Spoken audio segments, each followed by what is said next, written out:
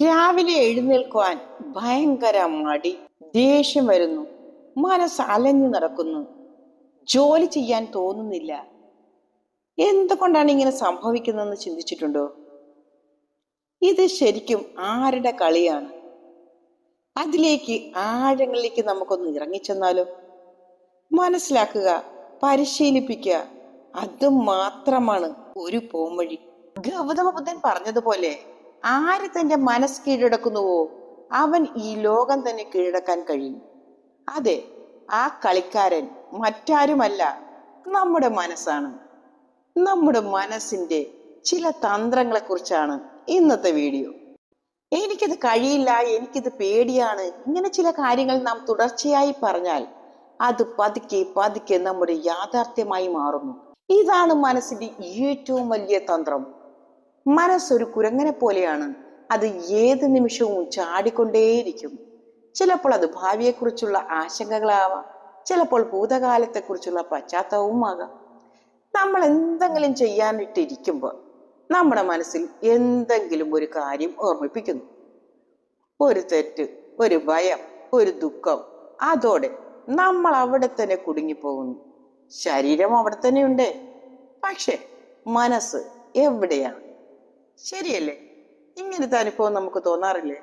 സുഹൃത്തുക്കളെ, നിങ്ങളെ ശക്തനാക്കാനും മഹാനാക്കാനും കഴിയുന്നതും ഈ മനസ്സ് തന്നെയാണ്. നമ്മൾ അതിനെ മനസ്സിലാക്കി ദിശാബോധം നൽകുകയും ചെയ്യണം. കാരണം മനസ്സിന് ഏത് നല്ലത് ഏത് ചീത്തതെന്ന് അറിയില്ല. നമ്മൾ വീണ്ടും വീണ്ടും പറയുന്ന ചെയ്യുന്ന കാര്യങ്ങൾ അത് സത്യമായി വിശ്വസിക്കും.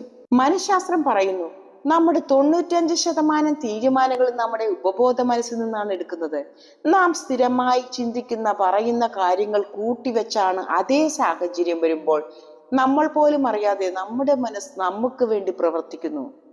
നല്ലത് കൂട്ടിവെച്ചാൽ നല്ലത്, ചീത്ത കാര്യങ്ങളാണ് നാം കൂട്ടിവെക്കുന്നെങ്കിൽ ആ ചീത്ത കാര്യങ്ങളുടെ പരിണിത ഫലം മാത്രമേ നമുക്ക് ലഭിക്കുകയുള്ളൂ. ആധുനിക ശാസ്ത്രവും ഇത് തന്നെയാണ് പറയുന്നത്. തലച്ചോറിന്റെ വയറിംഗ് ഫയറിംഗ് മൈനസ്. അതായത് നിങ്ങൾ എങ്ങനെ ചിന്തിക്കുന്നുവോ അതുപോലെ നിങ്ങളായി തീരാൻ തുടങ്ങുന്നു. ഓരോ തവണ നാം നെഗറ്റീവ് ചിന്തിക്കുമ്പോൾ നമ്മുടെ തലച്ചോറ് ആ ചിന്തയ്ക്ക് അടിമപ്പെടുന്നു. ഇതാണ് നമ്മുടെ വ്യക്തിത്വമായി മാറുന്നത്. ഇനി ചിന്തിക്കൂ, നമ്മൾ ഈ മനസ്സിന്റെ യജമാനനാണോ അതോ അടിമയോ? ഈ ചോദ്യത്തിനുള്ള ഉത്തരം സ്വയം കണ്ടെത്തുന്നത് വരെ പുറമേയുള്ള ഒരു മോട്ടിവേഷൻസും ഇൻസ്പിറേഷനും ഫലിക്കില്ല. ഈ വീഡിയോയിൽ ഒരു രഹസ്യം തുറക്കാൻ പോകുന്നു. മനസ്സിനെ കീഴടക്കുക എന്നത് ഒരു മണിക്കൂറത്തെയോ ഒരു ദിവസത്തെയോ പരിശീലനമല്ല. ഇതൊരു യാത്രയാണ്. എല്ലാ ദിവസവും പോരാടേണ്ട ഒരു യുദ്ധമാണ്. പക്ഷേ ഈ യുദ്ധം വിജയിക്കണമെങ്കിൽ നാം യുദ്ധം ചെയ്യേണ്ടത് നമ്മുടെ തന്നെ മനസ്സിനെയാണ്. ആ യുദ്ധം ചെയ്യേണ്ട വ്യക്തിയായ മനസ്സിനെ കുറിച്ച് മനസ്സിലാക്കിയാൽ മാത്രമേ നമുക്ക് വിജയം ഉറപ്പാകൂ.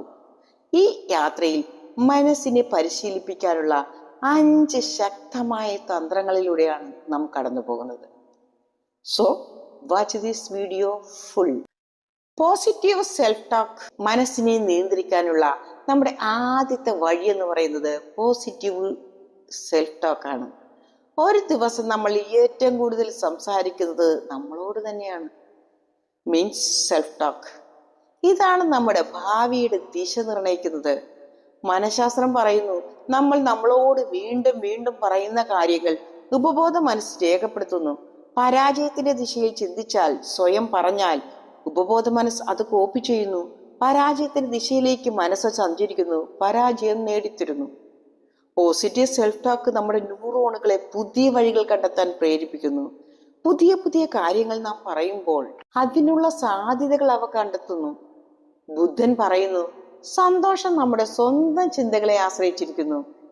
നമ്മുടെ ഉള്ളിൽ നെഗറ്റീവ് ഊർജം നിറച്ചാൽ പ്രയാസം അനുഭവപ്പെടും. പോസിറ്റീവ് ഊർജം നിറച്ചാൽ എല്ലാ വഴികളും സാധാരണമായി നമുക്ക് തോന്നും.